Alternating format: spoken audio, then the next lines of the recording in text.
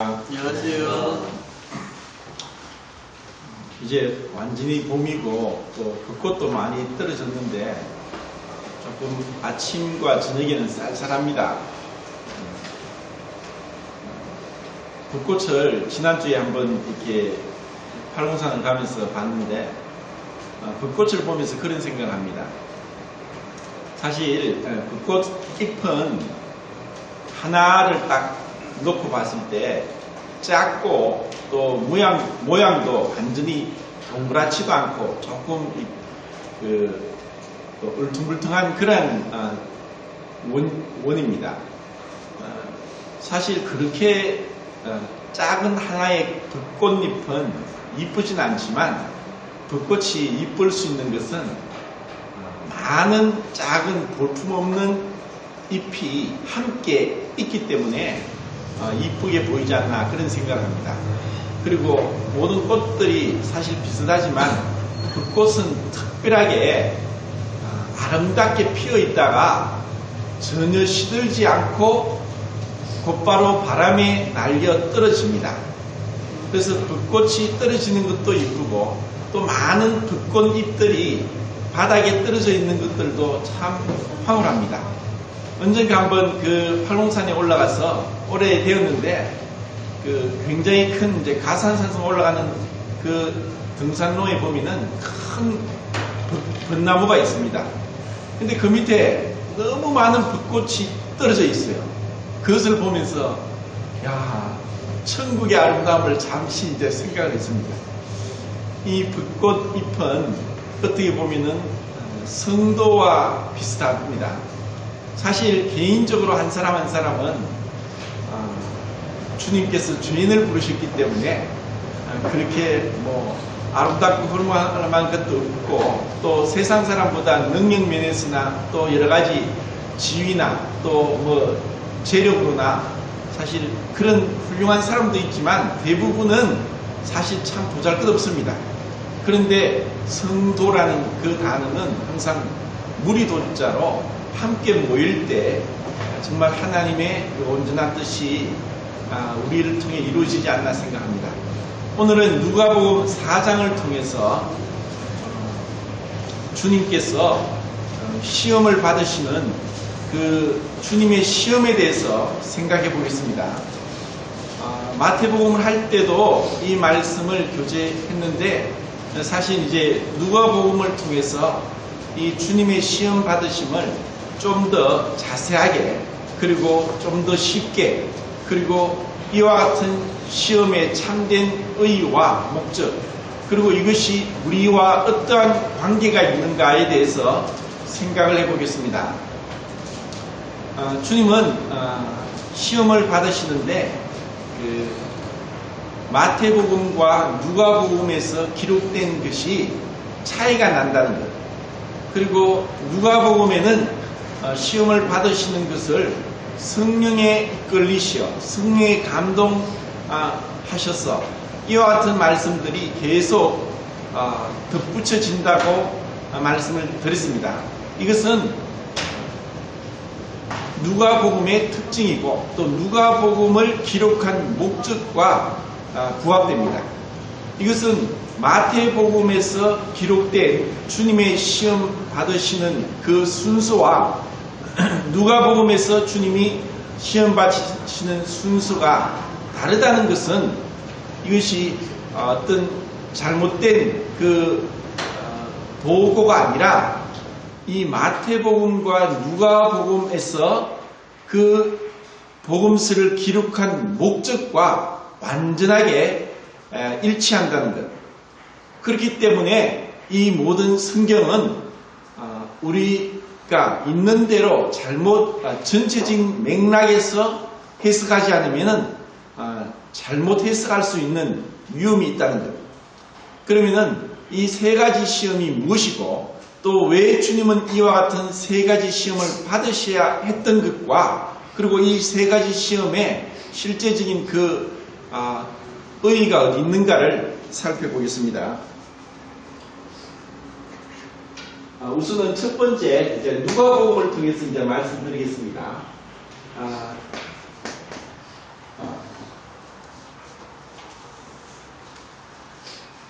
첫 번째 시험은 우리가 잘 아는 대로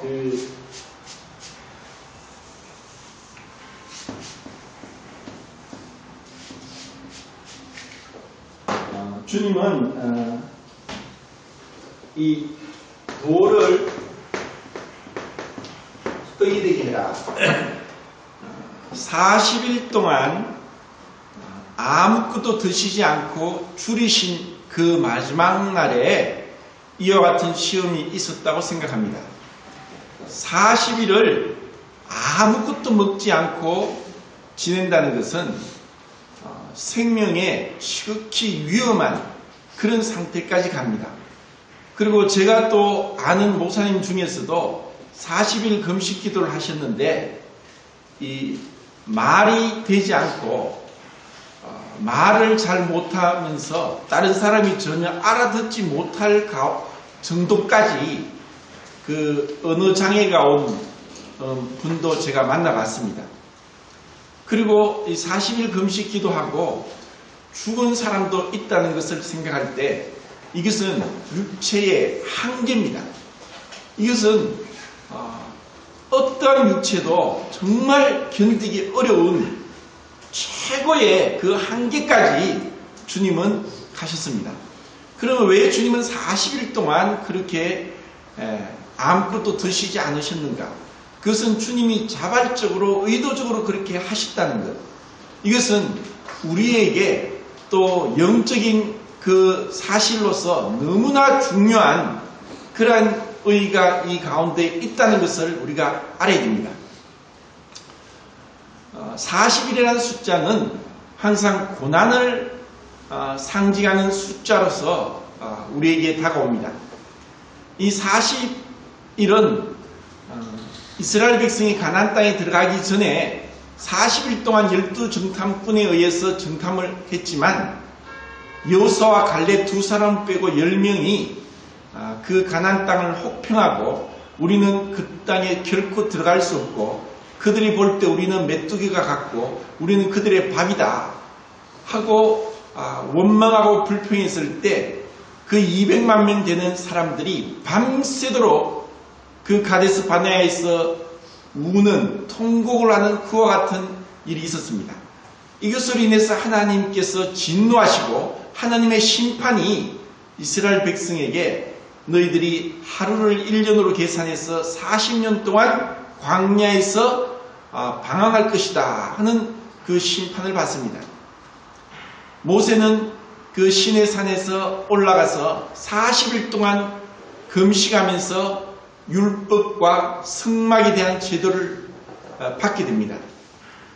출애굽기에 보면 거의 한 8번을 올라갔다 내려갔다 하는 가운데 모세는 정말 하나님 가까이 갔습니다. 엘리야도 40일 동안 호렙산 그 시내 산에서 있었던 것도 우리는 압니다. 이제 주님께서 40일 동안 완전히 육체의 최고의 한계까지 간 가운데 사단이 나타났습니다. 그리고 사단이 그 말은 예수님이 누구인지 너무나 잘 알고 있고 예수님이 어떠한 분이고 어떠한 능력을 가지고 계시는지 사단은 분명하게 알고 있었습니다. 그렇기 때문에 만일 네가 하나님의 아들이면 이 돌이 떡덩이가 되게 하라 하고 얘기를 합니다. 사단은 이미 예수님을 알고 있었고 그리고 예수님이 하나님의 아들이라는 것, 여기서 만일이라고 그렇게 번역이 되었지만 하나님의 아들이라고 확신을 하는 그러한 의미로 사단이 얘기를 합니다. 그리고 이 돌로서 떡을 만들 수 있다는 능력을 가지고 있는 것도 사단이 알고 있습니다. 그러면 왜 사단이 이 돌로 떡을 만들으라고 했는가? 그러면 왜 예수님이 이 돌로 떡을 만드시고 그 주림 배를 허기를 채우시지 않았는가? 이것은 너무 중요한 사실, 영적인 교훈을 우리에게 줍니다. 주님은 충분히 그 돌로서 떡을 만드실 수 있었고 그것으로 드셔도 아무 상관이 없습니다. 그런데 이와 같은 시험 가운데 주님께서 우리에게 주시는, 그리고 마귀에게 주는 교훈은 너무나 분명합니다. 그것은 우리의 사람은 육체와 혼과 영, 이 세 부문으로 되었다고 했는데 그것은 하나님께서 처음부터 그렇게 계획적으로 만드신 것이고, 그리고 이러한 사람이 어떻게 해서 하나님 앞에 살아야 될 것인가에 대한 그것도 사람에게 주셨습니다. 그리고 우리의 육체는 사실 하나님을 믿지 않는 자는 영이 없는 자고 생명이 없는 자고, 그리고 하나님의 뜻도 알지 못하고 목적도 없이 방황하면서 무엇을 위해 살아야 되는지도 알지 못하고 살아가는 너무나 비참한 자이기 때문에 그들은 도저히 이해하지 못합니다. 왜 그 돌로서 떡을 만들 수 있는 능력이 있는데 왜 그것을 만들지 않느냐? 왜 주님 배를 채우지 않느냐? 그들은 이해하지 못하지만 이것은 진실로 구원받은 그리스도인에게 너무나 중요한 교훈을 줍니다. 주님은 그것을 하실 수 있지만 주님이 그렇게 하시지 않은 이유는 사람이 떡으로만 살 것이 아니라 하나님의 입에서 나오는 말씀으로 살 것이라는 그 신명기 8장 4절 말씀으로 사단을 대적하면서 그 시험을 물리치십니다. 이것은 우리 육체의 필요를 만족시키는 것이 너무나 당연하고, 만약에 이것을 그렇게 하지 않으면 우리는 죽습니다. 살 자가 없습니다. 그런데 육체의 만족을 주님이 스스로 취하지 아니하시고 이 육신의 주린 배를 채우는 것보다 하나님 말씀이 더 중요하다는 것을 우리에게 가르쳐 준다는 것입니다.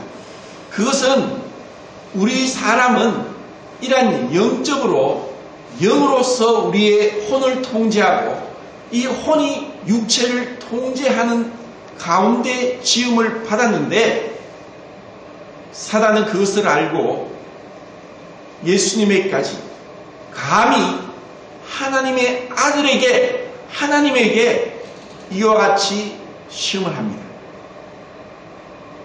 이 시험은 에덴 동산에서 최초의 사람 아담이 받은 시험과 실질적으로 동일합니다. 그 동일한 것이 왜 동일한지도 제가 또 말씀을 드리겠습니다. 이렇게 해서 주님은 첫 번째 그 마귀가 공격하는 시험을 물리칩니다. 정말 우리에게도 이와 같이 우리의 육체의 필요도 있고 또 혼적인 필요도 있습니다. 그리고 영적인 필요도 있습니다. 그런데 정말 우리 구원받은 그리스도인이 육신적인 필요보다, 혼적인 필요보다 영적으로 하나님 말씀을 더 귀하게 여기느냐? 욥이 고백한 것처럼 내가 일제한 음식보다 하나님 말씀을 더 귀하게 여겼다.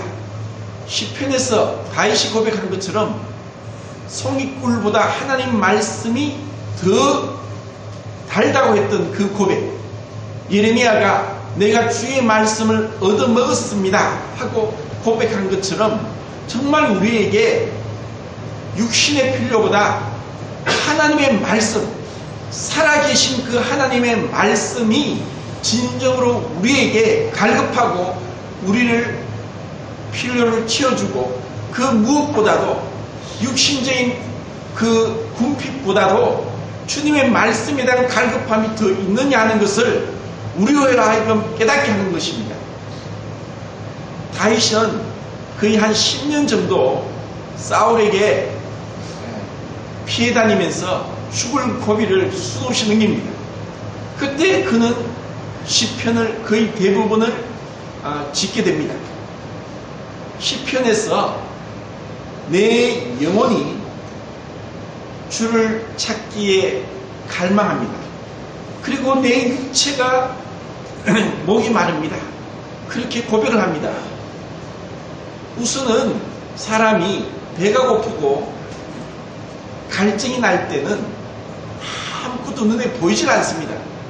오로지 먹을 것, 오로지 내 목을, 혀를 채울 물, 그것만을 찾습니다. 정말 그와 같은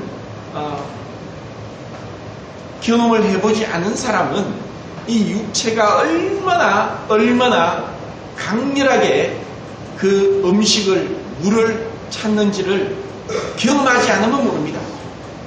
3일을, 일주일을, 열흘을 금식하면은 완전히 이거는 오로지 그 생각이 그런 먹을 것과 마실 것에 사로잡힐 수밖에 없습니다. 그런데 40일을 금식한 가운데 주님은 우리와 동일한 육체를 가지셨고, 그리고 그분은 완전한 신성을 소유하신 하나님이심에도 그 신성으로 그 육체의 필요를 채우고자 하시지 않았습니다. 왜 주님이 그러셨는가? 근본적인 이유는 내 마음과 목숨과 힘과 뜻과 정성을 다하여 주 너의 하나님을 사랑하라 하는 그 하나님에 대한 사랑을 주님이 여기서 우리에게 보여주고 있다는 것입니다. 그리고 비록 그 주린 가운데 돌로 떡을 만들어 드실 수 있었지만 육체의 필요보다 주님 말씀을 경외하고 주님을 더 높이고 주님을 더 사랑하는 것을 보여주시면서 율법을 온전히 성취하시고 그 기록된 말씀대로 주님이 그대로 이루어 가시는 것을 여기서 볼 수 있습니다. 그리고 두 번째는 높은 곳으로 마귀가 순식간에 라는 표현을 이제 쓰는데, 순식간에 이것이 실제로 그렇게 갔는지 아니면은 사단이 그런 능력으로 그것을 환상적으로 보여줬는지는 모르지만 순식간에 높은 곳으로 끌어가서 뛰어내리라고 합니다. 죄송합니다. 뛰어내리는 거 아니죠. 뛰어내리는 것이 아니고 높은 곳으로 올라가서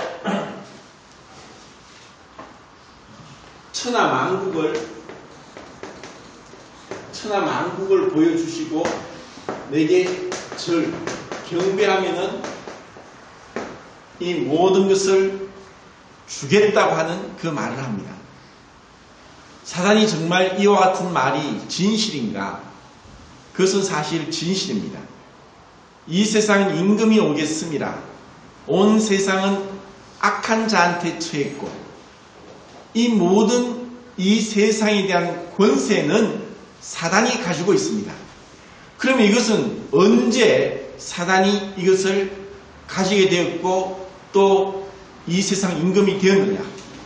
그 때가 있습니다. 그때가 언제입니까? 그때는 에덴 동산에서 아담에게 와서 시험했을 때 그 시험을 통해서 아담을 무너뜨리고 아담에게 가지고 있던 이 땅에 대한 권세를 그가 빼앗게 됩니다. 그는 처음부터 거짓말장이고 처음부터 속여 빼앗는 사기꾼이었습니다. 그렇기 때문에 창세기 3장을 잘 읽어보시면 아담에게 말씀하십니다. 하나님이 네가 이것을 지키고 다스리라 합니다.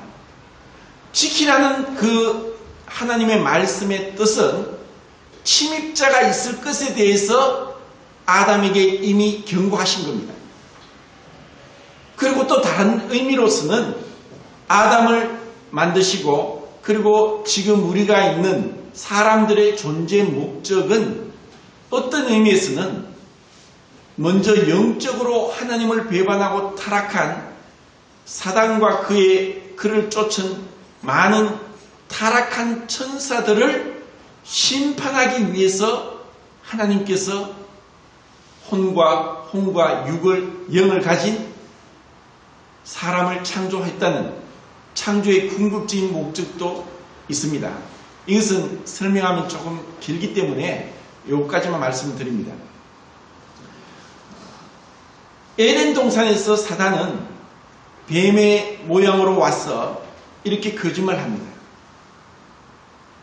그리고 아담에게 하늘에 나는 새와 땅의 동물과 바다의 물고기를 다스리는 권세를 받았는데 이렇게 속이고 시험함으로 인해서 아담은 이 사단에게 패배하고 그것을 빼앗겨 버렸습니다. 그 이후로 사단은 이 모든 권세를 가지게 되었기 때문에 지금 예수님에게 이것을 보여주고 나에게 절을 하면은 이것을 다 주겠다. 이것은 내 것인데 내가 원하는 자에게 준다. 이런 얘기를 합니다.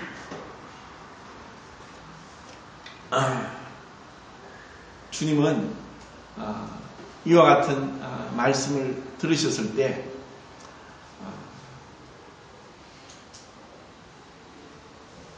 사단의 그 참으로 교활하고 이미 그것이 자기 것이 아닌데 하나님께서 아담에게 주신 것인데 그것을 빼앗아가지고 도둑질하고 자기 것으로 취하여서 내 것이라고 합니다.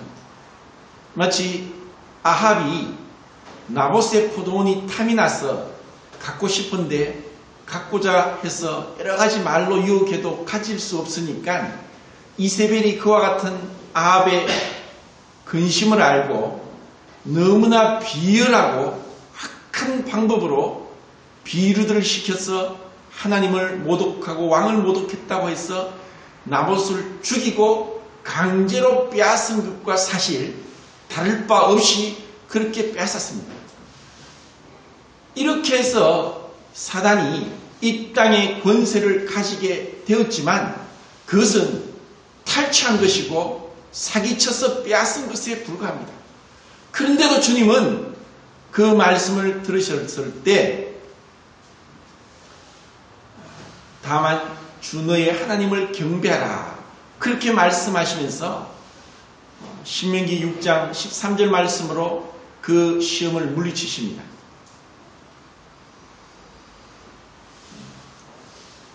그리고 세 번째가 성전 꼭대기까지 끌고 와서 뛰어내리라.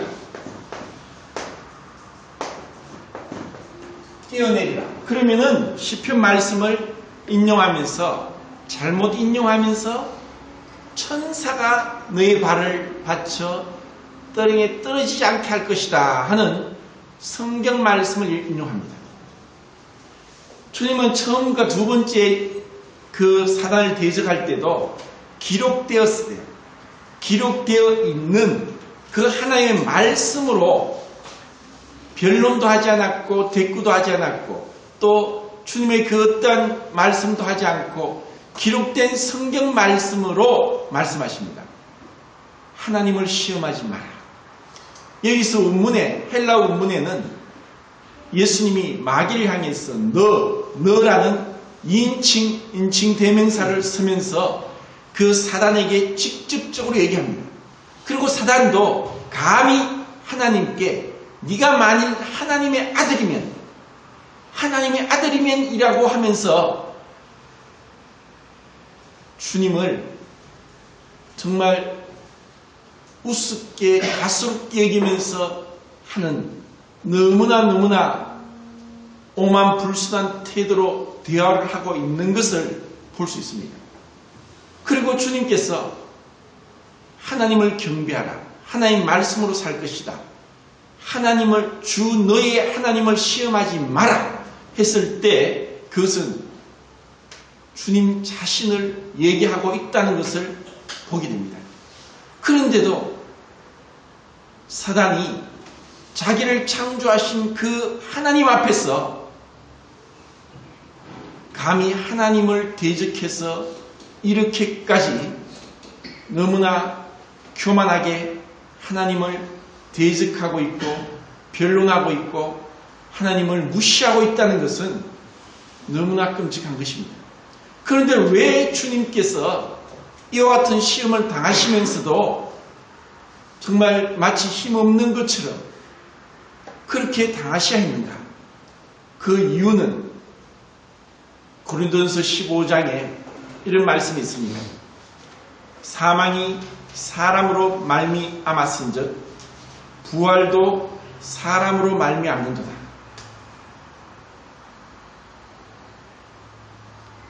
하나님이 창조한 사람이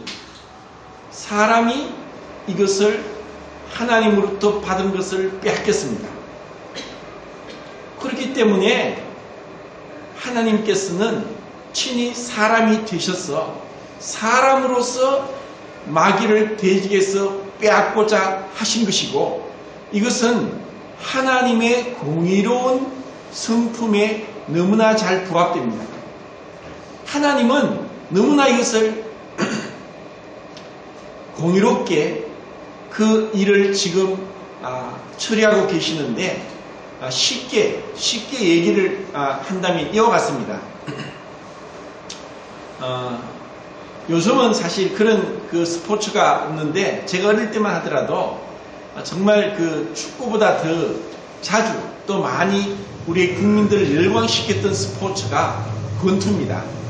근데 권투는 그 체급이 있습니다. 뭐 패드급, 반턴급, 미들급, 또 헤비급, 뭐 이런 식으로 체중에 따라서 그 체중에 정한 선이 있는데, 그것을 뭐 사실 뭐 0.1g이라도 초과하면은 아예 그 경기에 나갈 수가 없습니다.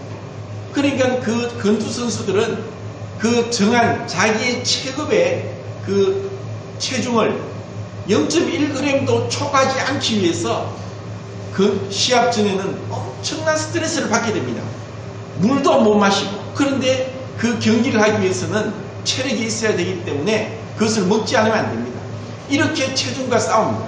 그래서 만약에 뭐 헤비급 챔피언이 자기가 뭐 반턴급이나 또 아니면 뭐 패드급, 미들급과 같이 링 위에 올라가서 싸워서 이긴다고 해서 그 헤비급 선수가 그 반턴급이나 패드급이나 미들급의 챔피언 자리를 차지할 수 없습니다.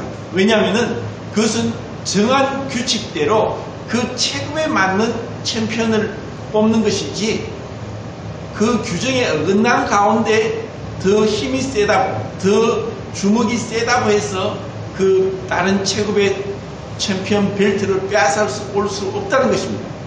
자, 이렇게 제가 좀 쉽게 설명하기 위해서 이런 예를 들었습니다.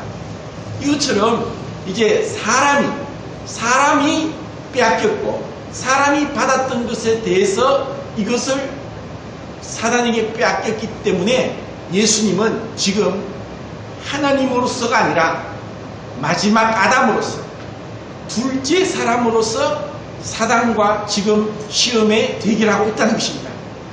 이것은 우리에게 너무나 은혜롭고 너무나 감사되는 것인데, 최초의 사람은 아담은 죄가 없이 거룩하게 지음받았고 모든 인류의 아버지고, 그리고 모든 인류 중에서 가장 훌륭하고 가장 완전하고 가장 흠이 없는 그런 자였는데, 그 아담조차도 사단에게 져서 패배했다면은 그 이후에 모든 사람은 누구도 그 사단의 시험에 절대로 이길 수 없다는 것이고, 또 그에 대한 증거로 사단이 죄를 그 아담에게 들어오게 하고 그 죄의 결과인 사망의 세력을 찾고 있고, 모든 사람이 사망 가운데서 블랙홀에서 빠져나오지 못하는 빛과 같이 나오지 못하고 지금까지 왔습니다. 누구도 사망의 세력을 잡은 그 사단을 대적해 수도 없었을 뿐 아니라 우리의 대표로서 그가 졌다는 것은 모든 인류가 졌다는 것이고, 또 그가 세력을 잡고 있는 사망 가운데서 누구도 빠져나오지 못한다는 것은 사단과 게임이 안 되는, 싸울 수 없는 그런 약자라는 것을 보여줍니다. 이를 위해서 주님이 사람으로 오신 것입니다. 그분은 사람으로서 누구도 이길 수 없는 그 싸움을 지금 하고 계십니다. 그리고 이 주님의 시험은 우리가 반드시 기억해야 될 것은 주님께서 죄를 범할 수도 있다는 그러한 가능성이 내포된 시험이 아니라 주님은 죄를 범할 수 없다는 것을 증명하기 위한 시험이라는 것을 우리가 알아야 됩니다.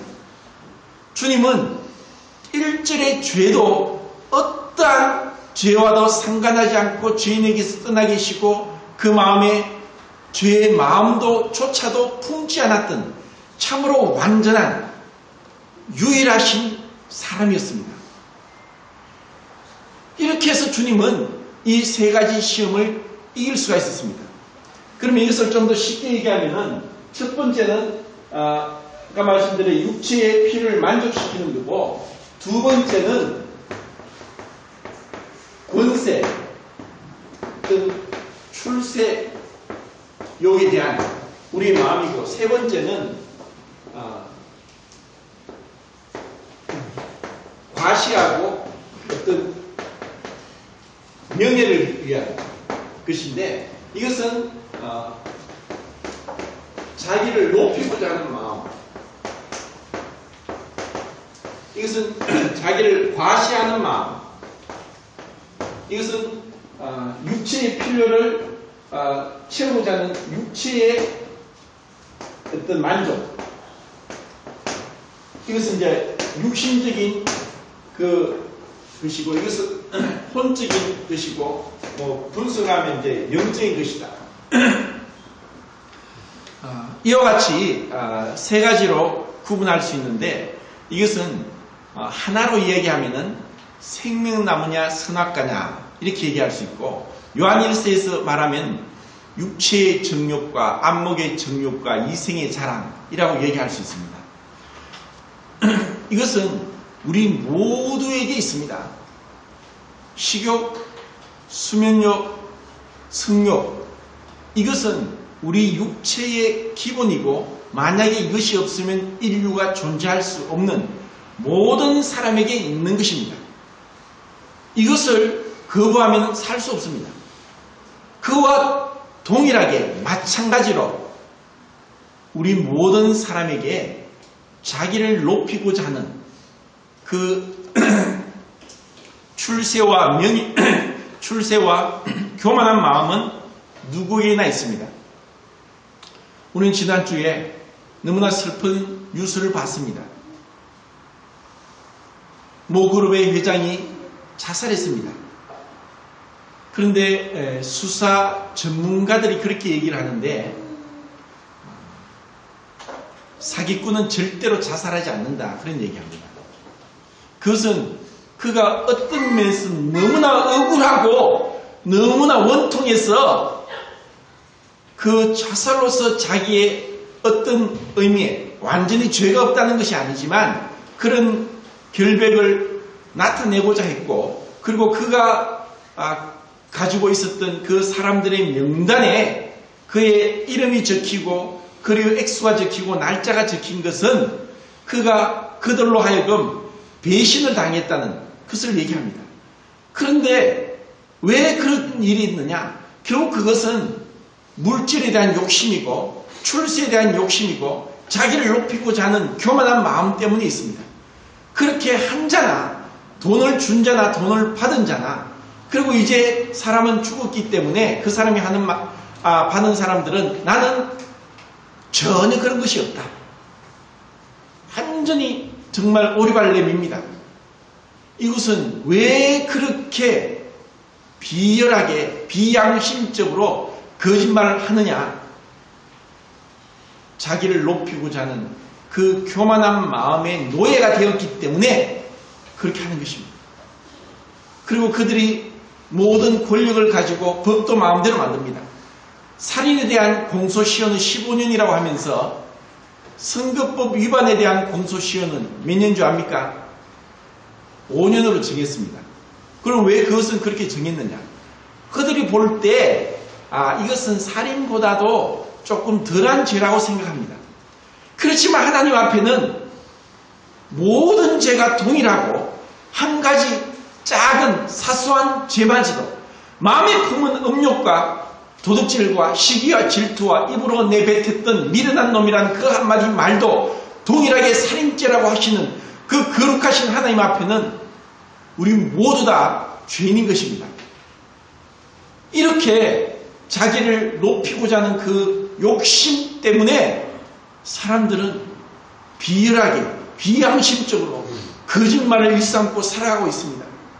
이것은 단순히 그들의 정치인뿐 아니라 우리 모든 사람도 하나님의 거룩하신 빛 앞에서는 동일하게 얼마나 자기를 높이고자 하고 드러내고자 하고 사람들에게 추앙을 받고자 하고 좋은 칭찬을 받고자 하고 많은 행동의 근본적인 마음속의 동기에는 그런 악한 마음이 있다는 것입니다.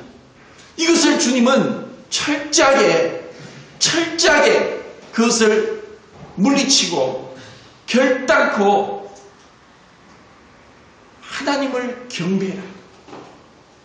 자기 자신을 결단코 높이지 않습니다. 원래 그건 주님의 것입니다. 주님이 주님의 말씀과 그 공의로우심을 따라서 이 사기꾼아, 네가 왜 내가 창조한 아담에게서 이것을 유혹해서 빼앗아서 네 것으로 취했느냐? 이것은 원래 너에게 준 것이 아니다. 그렇게 하지 않았습니다. 주님이 사람으로서 모든 인류를 대표해서 첫사람이 실패한 것을 둘째 사람으로, 첫 번째 아담이 실패한 것을 마지막 아담으로서 사단을 물리치는 그 장면이 지금 여기에 있는 것입니다.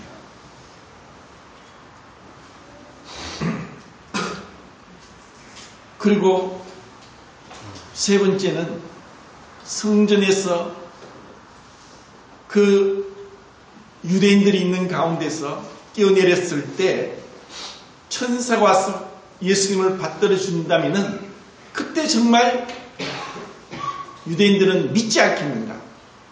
이분이야말로 진짜 하나님의 아들이라고 하면서 믿을 수 있지 않겠는가 하는 그런 유혹으로 주님의 십자가의 사역을 방해하는 그런 교묘한 가운데 시험하고 있습니다. 그리고 모든 이단이 그렇듯이 이단이 출발점이 어디냐? 성경입니다. 모든 이단은 성경에서 출발합니다. 그리고 모든 이단의 공통점은 사람이 높아지고 사람이 교주가 되어 있습니다. 그가 하나님으로서 자리를 하나님 자리에 올려놓고 있습니다. 메시아로 그리스도로 자기를 높이고 있습니다. 그것은 명백하게 사단의 밥이 된 것입니다. 정말 우리 마음에 내가 일정한 음식보다 하나님 말씀을 더 귀하게 여겼습니다. 내가 정말 주님을 경배합니다. 세상에 어떠한 유혹이 올지라도 세상에 그 나에게 필요하고 나를 만족시키고 나를 높이고 나의 그 정신적인 참된 만족을 줄 수 있는 그 어떠한 것도 나는 물리치고 주님을 경배하겠습니다. 이와 같은 마음, 정말 우리가 지금 정한 시간으로 한 시간을 예배드리지만 내가 그 무엇이 있을지라도 이것은 제가 빼앗기지 않겠습니다. 설사 내가 직업을 잃어버릴지라도 주님 앞에 예배드리는 것을 더 귀하게 여기겠습니다 하는 그 진실된 마음이 있을 때 하나님께서 우리의 예배를 받으십니다. 이 예배가 그냥 예배입니까? 주님은 우리를 위해서 하늘 보좌를 버리셨고 그 도저히 말할 수 없는 그 고난 가운데서 우리를 낳으셨는데 그 고난의 십자가의 피로써 우리를 정결케 하시고 우리를 하나님 앞에 온전한 자로, 의로운 자로, 깨끗한 자로 세우셔서 그 아버지 앞에 예배를 드리게 하는 그 예배인데 이 예배가 그렇게 소홀하고 생각 없이 준비 없이 감동 없이 가슴 조아림 없이 그렇게 예배를 드리는 것이 내 몸만 앉아있다고 그것이 예배가 되겠습니까? 왜 우리의 입술로서 주님을 찬양하고 경배드리지 않습니까? 감사로 제사를 드린 자가 나를 영화롭게 한다. 진정으로 주님 감사합니다. 나 같은 죄인 살리신 주님 감사합니다. 이것이 우리의 예배가 되어야 되고 이것이 우리의 입술에서 터져나와야 되는 것입니다. 주님이 우리의 어떠한 것을 받으시겠습니까? 우리의 의는 더러운 누더기 옷과 같고 우리는 주님 앞에 어떠한 선행으로도 사실 그분을 만족시켜드리지 못하고 기쁘시게 하지 못합니다.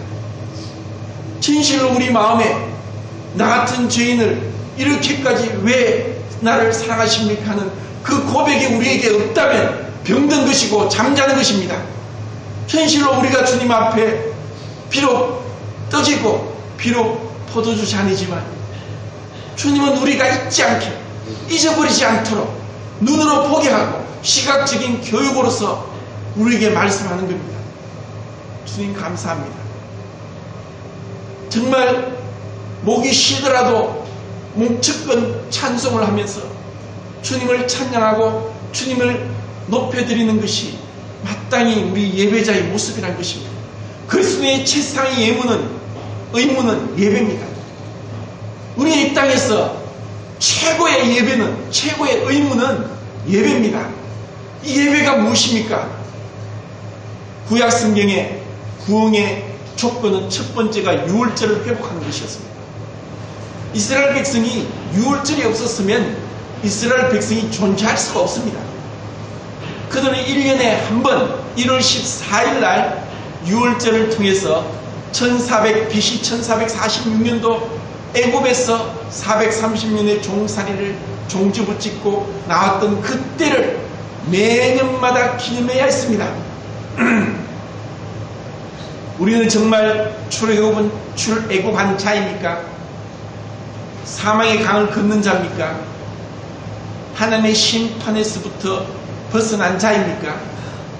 그렇다면 우리는 매주마다 안식 후 첫날 사도들이 제자들이 떡을 떼기 위해 모였던 사도행전의 말씀을 따라서 이제는 매주마다 안식 후 첫날 주님 앞에 예배를 드립니다. 그때는 어떠한 순서도 어떠한 주보도 어떠한 사람도 나서서는 안 됩니다. 왜냐하면 주님만이 경배 받으셔야 되기 때문에.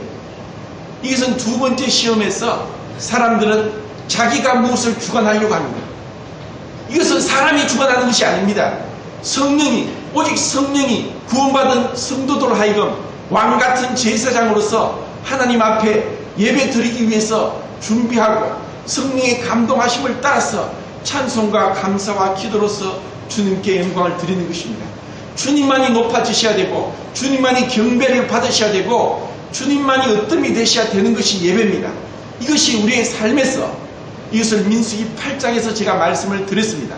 레인의 직무, 레인이 정결케 함을 받기 전에 8장 1절부터 4절까지 그 황금 등대가 앞을 비추게 하라. 누구도 주님보다 앞서서는 안 되고 주님의 자리를 빼앗아서도 안 되고 주님의 이름으로 자기를 대신해서도 절대로 안 됩니다. 그렇기 때문에 우리는 순서도 없이 주보도 없이 주님만을 바라봅니다. 감히 누가 그 자리에 올라갑니까? 이것을 정말 안다면, 정말 예배가 무엇인지를 안다면 입술로서, 마음으로서, 눈물로서 주님을 예배할 것입니다. 주님 감사합니다. 어떠한 우리의 업적보다도 입술로 주님 감사합니다. 그것이 주님이 고난 받으신 목적이었고 그것을 기뻐 받으십니다. 그것 때문에 그 때문에 주님께서 고난을 받으셨기 때문에 성전에서 뛰어내린다는 것. 그렇게 하면 믿겠습니까? 사람들이 착각합니다. 엘리야와 엘리사는 가장 많은 기적을 행한 선지자였지만 북왕국 이스라엘은 타락했고 하나님을 믿지 않았습니다. 주님이 벳세다야 고라시나 가브나움아 너희들이 소돔과 고모라보다 더 큰 심판을 받을 것이다. 주님은 그 벳세다와 가브나움과 고라신 그곳에서 가장 많은 기적을 베푸셨지만 그들은 회개하지 않았습니다. 그 기적으로서도 이 강팍하고 이 악한 이 교만한 마음이 깨어지지 않습니다. 너무나 돌보다 금강석보다 더 굳고 뻣뻣하여서 주님 앞에 굴복되지 않는 것입니다. 이것이 우리의 죄입니다. 얼마나 교만합니까? 얼마나 잘난 척합니까? 얼마나 자기를 과시하고 자기를 높이고자 합니까? 얼마나 감사가 없습니까?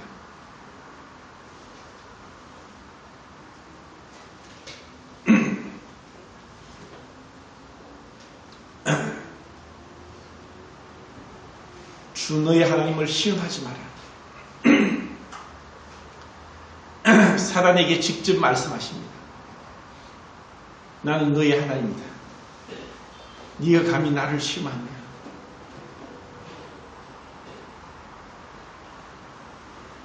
사단에게 종로로 가는 자들은 하나님을 시험합니다.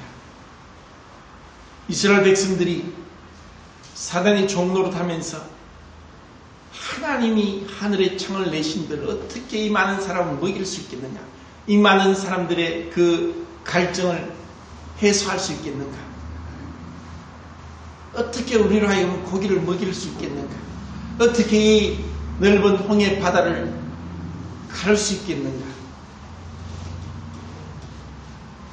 얼마나 하나님을 시험하고 있습니까? 하나님 말씀을 믿지 않습니다. 하나님이 하셨는데 그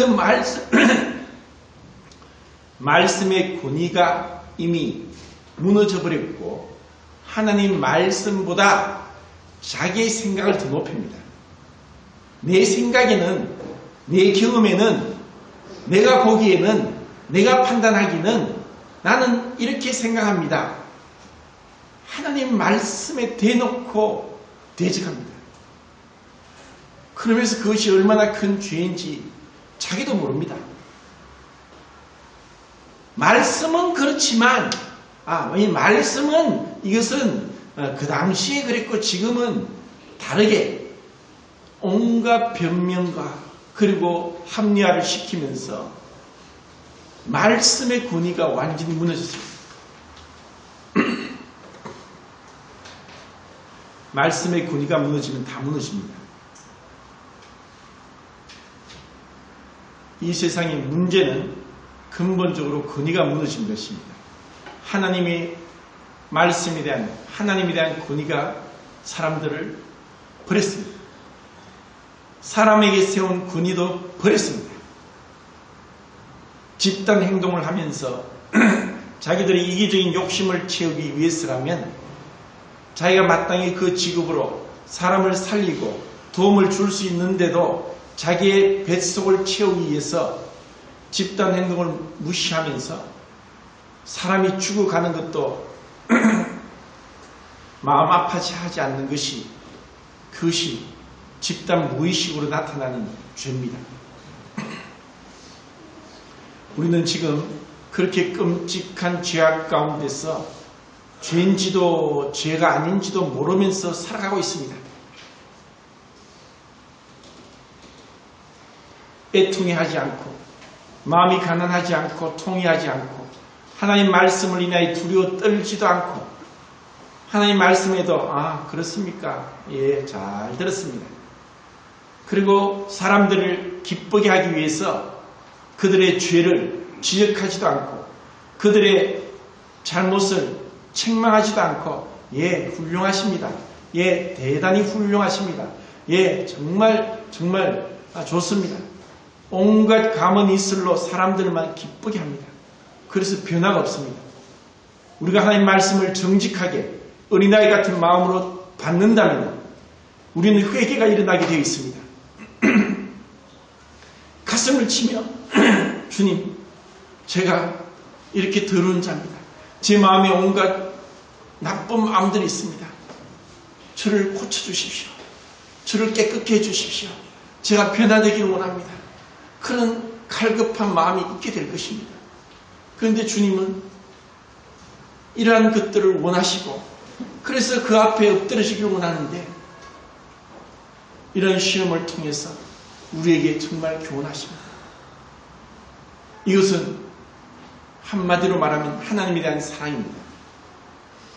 하나님을 더 사랑하기 때문에 주님은 사람으로서 자기 자신의 만족을 보다도 하나님을 더 사랑했다는 것입니다. 이것으로 율법을 완전히 성취하시고 이루셨습니다. 하나님을 진정으로 사랑할 때 반드시 따라오는 것은 사람을 사랑하는 것입니다. 이것은 다르게 말하면 어떠한 피조물도 하나님을, 사람을 온전히 사랑할 수 없다는 것입니다.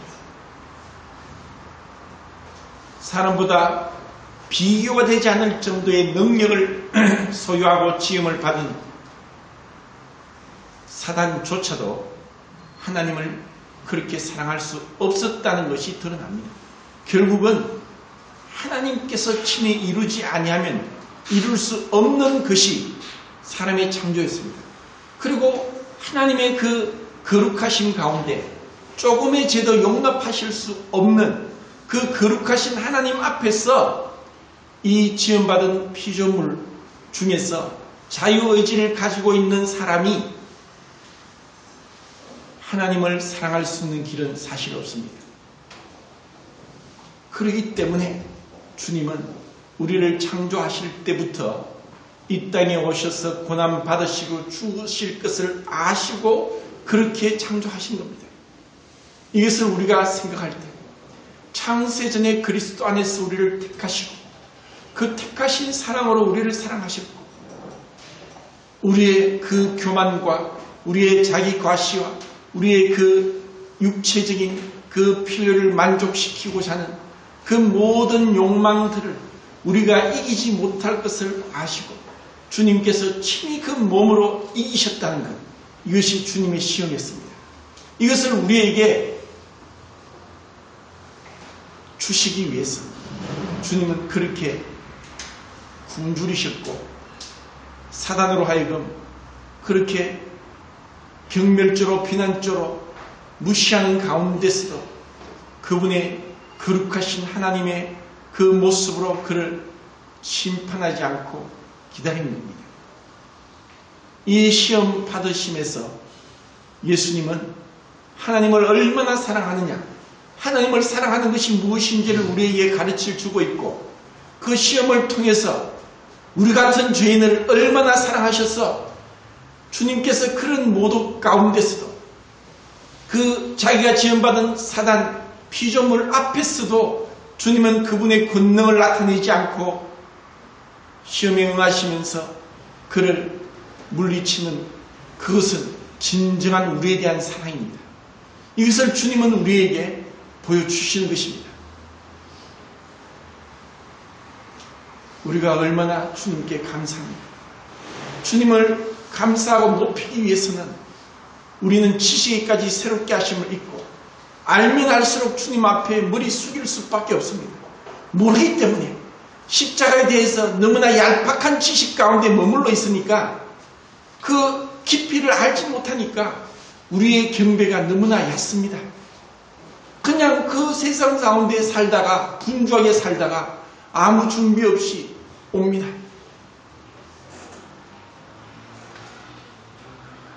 먼저는 우리가 하나님 말씀에 대해서 정말 경외하는 자세가, 그리고 그것이 정말 내가 하나님을 경배한다면 말씀을 읽어야 됩니다.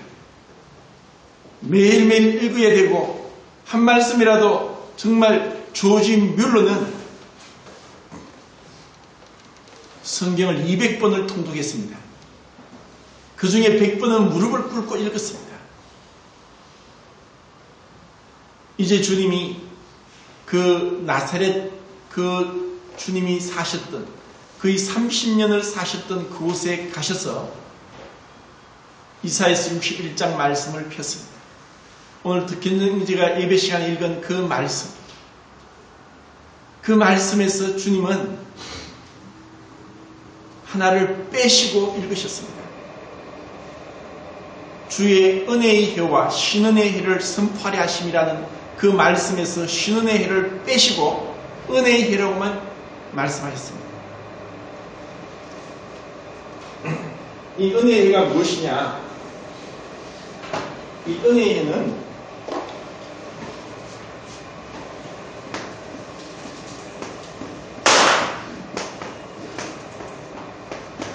레위기 25장 희년에 대한 말씀입니다. 이 희년은 레위기 할 때 제가 말씀을 드렸기 때문에 그때 또 안 들으신 분도 있으니까 한 번만 더 희년에 대해서 간략하게 말씀을 드리겠습니다.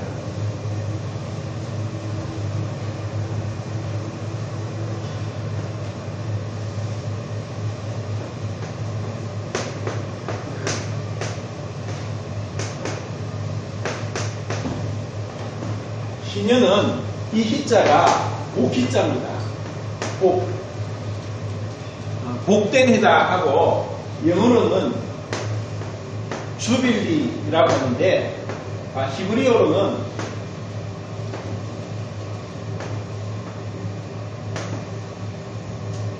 이게 뭐냐면은 요벨입니다. 이 희년을 요벨이라는 단어를 쓰는데, 요벨의 원래 뜻은 양의 뿔입니다. 왜냐하면 이 희년에 양의 뿔로서 나팔을 만들어서 부 하고 불기 때문에, 그럼 이 희년에 정말 한 가지, 다른 거는 기억 안 나도 한 가지는 기억해야 되는데, 그것은 자유입니다. 자유. 그 자유, 그것을 히브리어로 데로르라고 하는데, 그게 무슨 뜻이라고 했습니까? 데로르라는 그 자유는 새가 날개를 펴고 창공을 싹 날아가는 그것을 이 자유라고 합니다. 그것은 하나님이 처음 창조하신 그 원래의 목적에 맞도록 그들이 이 하나님이 주신 창공, 하늘과 하나님이 주신 그 날개를 가지고 그 몸을 가지고 그들이 정말 유유자적하게 이 창공을 날면서 자유를 만끽하고 기쁨 가운데 행복해하는 그것이 바로 이 자유입니다. 이 희년은 바로 안식년 7년 이 7번 있는 49년째 안식년을 지키고 그 다음 50년째 그때 이 희년 복된 해를 지키는데, 이때 모든 자유를 선포합니다. 모든 종된 자가 자유를 누리고, 모든 빚진 자가 모든 빚진 탕감을 받고, 그리고 억눌렸던 자가 자유함을 누리고, 그리고 이 희년에 이사야서 61장에 눈먼 자가 다시 보게 하고, 그리고 포로된 자에게 자유를, 마음이 가난 자에게 복음이 선포되는 이와 같은 기쁨의 해를 이 희년이라고 합니다. 주님은 의도적으로 그 이사야서 61장 말씀을 찾으셨습니다. 그리고 주님은 그 말씀을 찾아서 읽으실 때는 그분이 서서 말씀을 읽으시고, 그리고 그 책을 맡은 자에게 주고 앉으셔서 말씀을 가르치셨습니다. 그것은 하나님 말씀에 대한 그분의 경외심이 어떠한가를 우리에게 보여주고 있습니다. 그리고 그 말씀에는 하나님의 은혜의 해를 선포하지만, 하나님의 은혜와 하나님의 사랑을 거절한 자에게서는 하나님의 심판이, 하나님의 저주가 있을 것에 대해서 말씀을 했는데, 그 말씀은 의도적으로 뺐습니다. 왜냐? 주님이 처음 초림하신 목적은 우리의 죄를 대신 속죄하시고 우리를 구원하기 위해서 오셨기 때문입니다. 두 번째 오실 때는 구원받은 자를 데리고 가시고 그리고 그 만든 처소로 인도하시고 그리고 하나님을 거절하고 하나님을 모르고 예수 그리스도의 복음을 복종치 않는 자들에게 영원한 멸망의 형벌을 주기 위한 심판을 위해서 오시는 것입니다.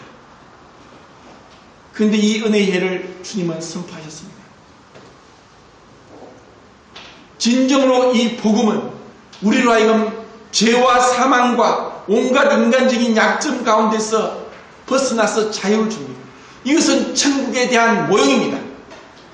천국에서는 어떠한 연약함도 죄도 불완전함도 어떠한 우리를 거스르는 것도 없을 것입니다. 우리를 창조하신 그 완전한 창조 그리고 이제 구속함을 받은 그 주님의 은혜 가운데서 주님을 마음껏 영원토록 찬양할 것입니다. 우리에게 주신 이 축복들 우리가 누릴 수 있는 이 엄청난 이 은혜 우리에게 주신 이 모든 것들을 하나님을 찬양하는데 다 드릴 것입니다. 이것이 바로 자유입니다. 그리스도께서 우리를 자유케 하려고 자유를 주셨으니 다시는 종의 멍에를 매지 마라. 갈라디아서 5장의 말씀. 우리를 자유케 하셨는데 왜 인간적인 생각과 편견과 또 무지한 가운데서 또다시 종으로 합니까? 왜 사람이 만든 종교 가운데서 그렇게 얽매여서 성경에도 없는 관습과 그런 규례를 따라가면서 그것이 하나님을 믿는다고 합니까? 왜 하나님 말씀을 말씀대로 보지 않고 말씀 권위 앞에 순종하면서 말씀이 그러면 예 순종하겠습니다. 우리가 자매들의 너울을 벗어버리면 그래도 어떻게 하면 사람들이 더 옵니다. 어떻게 보면 인간이 만든 규례대로 교파명을 붙이면 사람들이 안심하고 올 수 있습니다. 하지만 우리는 가장 먼저는 하나님 말씀을 경외하기 때문에 하나님이 아버지께서 말씀하셨기 때문에 그 말씀대로 순종을 하는 것입니다. 순종이 제사보다 낫습니다. 사람들은 생각하기를 이것도 하고 저것도 하고 하려고 합니다. 먼저 그런 일을 하기 전에 주님 말씀에 순종을 해야 됩니다. 내 생각을 내려놓고 주님 말씀을 들어야 됩니다. 그 말씀을 들을 때 우리는 그때서야 비로소 주님 앞에서 무엇을 할 것인지 알게 됩니다. 얼마나 많은 것들이 두 번째, 세 번째 시험과 같이 신앙이란 포장지로 포장되어서 사람들 앞에 자기를 높이고 자기를 인정받고 자기의 은밀한 그 욕망을 채우고 있습니까? 정말 주님 앞에서 정직하게 선한 양심과 청결한 마음과 거짓이 없는 믿음으로 해야 한다면 인간적인 어떠한 명예나 어떠한 인간적인 추앙도 거절할 것입니다. 이것이 진정한 그리스도인의 선한 양심입니다. 이렇게 주님이 나사렛에서 말씀을 하셨는데 그들은 어떠한 태도로 봤습니까? 자, 시간이 벌써 이렇게 됐습니까? 자, 4장 22절 같이 읽겠습니다.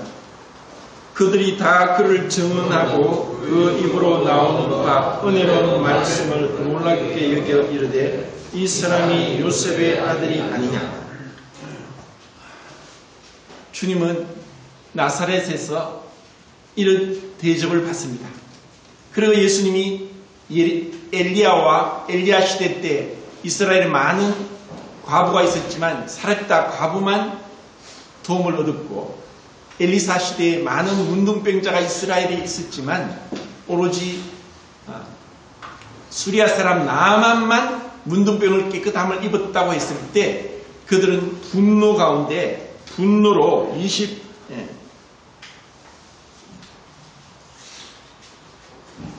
28절에 회당에 있는 사람들이 이것을 듣고 다 크게 화가 났어.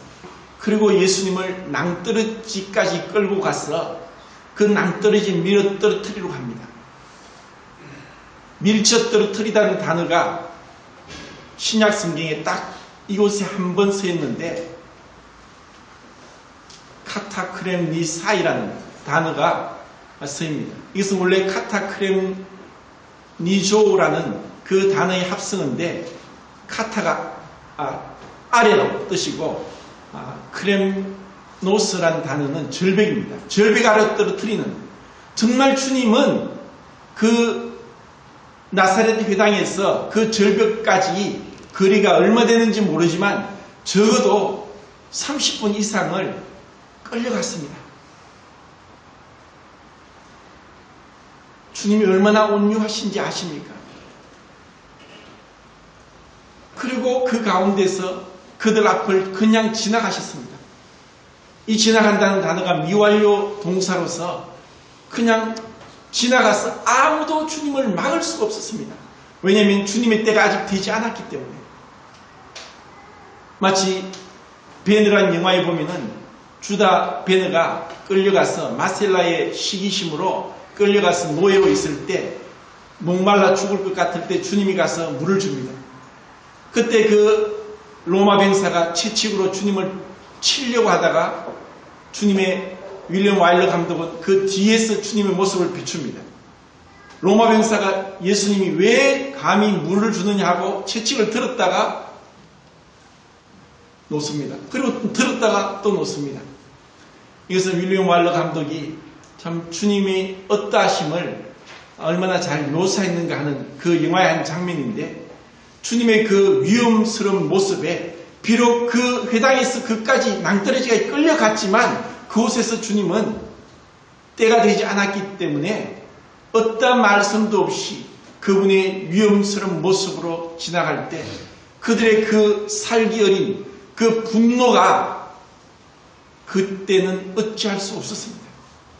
이것이 주님의 위대하심이고, 주님은 필요할 때만 그분의 신성을 드러내시면서 그것을 남용하지 않고 그렇게 주님 앞에서 철저히 순종하면서 사셨습니다. 이것을 우리는 볼 때 이런 마태복음과 마가복음에 주님의 이러한 모습이 나옵니다. 그들이 이렇게 믿지 아니함으로 인해서 주님이 그 나사렛에서는 권능을 행하지 아니하셨다.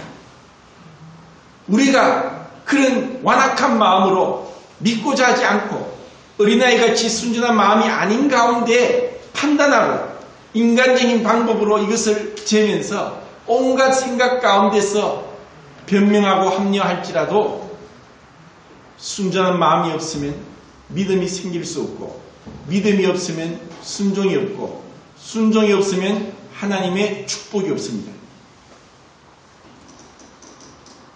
주님은 모든 것을 하실 수 있지만 믿지 않는 자들에게 억지로 그것을 하시지 않습니다. 시간이 많이 지났습니다. 이 누가복음을 사실 4장을 조금밖에 하지 못했습니다. 이것을 통해서 정말 하나님 앞에서 우리 자신을 점검하고 하나님 앞에서 우리가 변화되기를 바랍니다. 주님 앞에 설 날, 그날 어떻게 보면 위로하고 격려하고 북돋아주고 사랑한다고 잘한다고 한다면 좋을지 모르지만 그것은 인간적인 방법으로 사람을 기쁘게 하신다 합니다. 우리는 주님을 기쁘게 하기 위해서 때로는 제가 책망하는 것 같지만 정말 우리가 변화되고 우리가 주님 앞에서 두렵고 떨리는 마음으로 주님 앞에 나온다면은 사실 이러한 설교가 무슨 필요가 있겠습니까? 다 그렇게 행하는데.